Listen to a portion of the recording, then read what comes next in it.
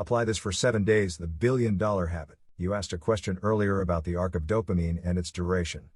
The dopamine country that I have incorporated into my own life is some activities, like swimming in cold water, that create a lasting dopamine arc can be very helpful in getting into long-term motivation, so, these are not big tops and bottoms. These are the painful effects of cold water, followed by that long arc of amazing dopamine. It's an antidepressant, a positive motivator, and a natural stimulant. I always say, don't get in the ice bath.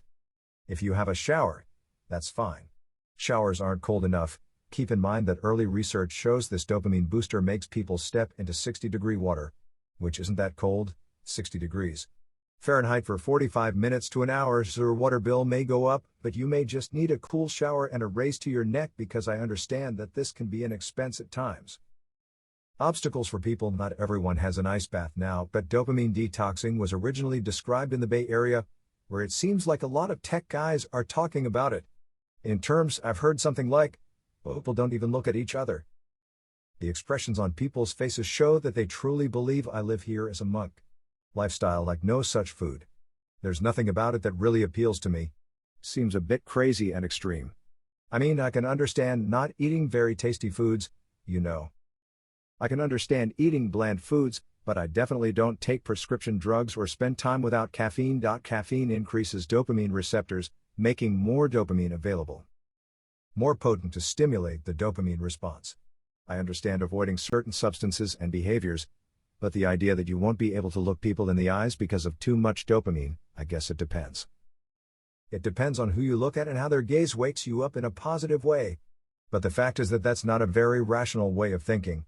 On dopamine detox, but stay away. High intensity is very rewarding. I think activities can be helpful in restoring dopamine balance, and all we know about Anna's work is about dopamine, which you know well. You are also responsible for these dopaminergic states. Long-term drugs, people can do things like that. That's true of sex, food, drugs, and gambling. Everything about social media, where porn leads. What happens is that the amount of dopamine release decreases over time and eventually enters the pain field. And then it comes to this. They're scrolling through internet porn 8, 9, or 10 times a day, and then they wonder, why doesn't this work for them like it used to? It also has another issue with porn that is rarely discussed. This is what you remember specifically. The brain is a learning and prediction machine.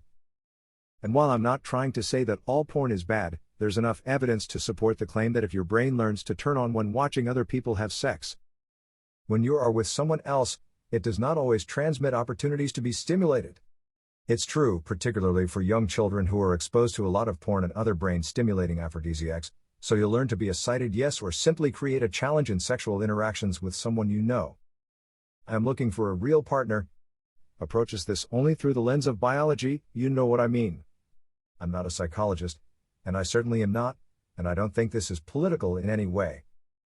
I have political ideas, but I don't discuss them publicly. The idea here is that, as you know, I don't think using pornography as a stimulant is wrong. I mean, that's good in itself.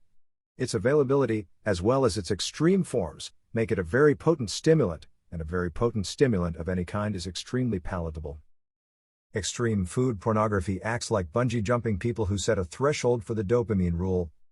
The more she does, the more dopamine she produces. Peaks, then larger declines, and it's not like you fell below the baseline. You fall below the baseline, so again, it's not these are not good or bad. They just have to be controlled somehow. Because when people chase dopamine, it spikes over and over again. And they usually don't get them. That's because they pursue it. Too often, we cycle back and forth between low dopamine and dopamine, indicating fasting dopamine, so to speak, but it may just be low dopamine. I didn't consult during the design phase, but we refer to a general form of motivation and pursuit. You can imagine hungry people, animals, or thirsty people. It takes energy to do things, so the idea that you have to eat to have real energy, you have to need energy to get eat, so our nervous system has energy. Also, it's dopamine and epinephrine, yes. We use glucose, glycogen, etc. when we're chasing things, but the idea here is what excites you, and then you think by smell or by sight. Let's go prehistoric on this one. You get to kill people, the prey, and eat it, and then it gives you the energy to pursue this goal. I mean, there's a reason for that. Humans and other animals seek out every species' reproduction is unique. However, humans have two innate desires built into them. Whether they decide to actualize this or not, the desire to protect young people and make more of its own species is the key thing. Here it is, and this is the beauty of it. The dopamine system, like the stress system, is generic, as is the fear system. It is designed for a wide range of different situations, and the dynamic system is also general.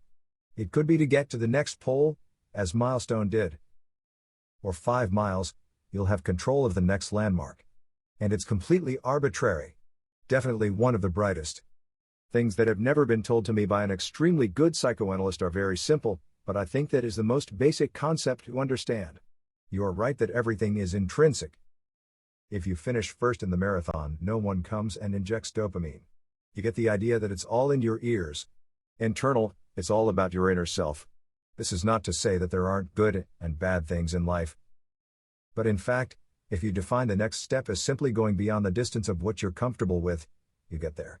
If you give yourself a moment to save that victory, you'll have more energy to do it. To then set the next milestone and hit that energy, which is dopamine. Converts epinephrine into adrenaline, and that's why you hear of these incredible heroic tales, such as I believe the movie is sorry and I despise saying that. Say it, but the movie was less good than, but like Lone Survivor, Marcus Luttrell's story and the book.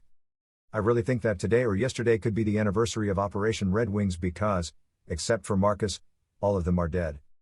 You know, in the movie, it's like going back in time to where I am now. Won't give it away, but where did he put it? Basically, the sole survivor is in the book. That's crazy. I'm talking about individuals. Dragged himself on his elbows and knees for miles and miles and miles. You know. Kinds of possibilities you hear about from people stepping on your heels. Knowing the incredible feats of human endurance and perseverance, but these people were able to do it, is not due to glycogen or alcohol. Their goo, or any triathlete, always uses the energy of the nervous system, its ability to keep making adrenaline, and so on. And the extent to which this can happen continues to be that nobody knows what I'm doing. Believes that humans have tremendous stamina and endurance, but very few humans actually know how to exploit that system except for harsh survival conditions, and you've also heard of very good doctors. People who don't care about biology, psychology, or math psychology, to some degree, yes. There are unfortunate people who die in battle with cancer. It doesn't matter.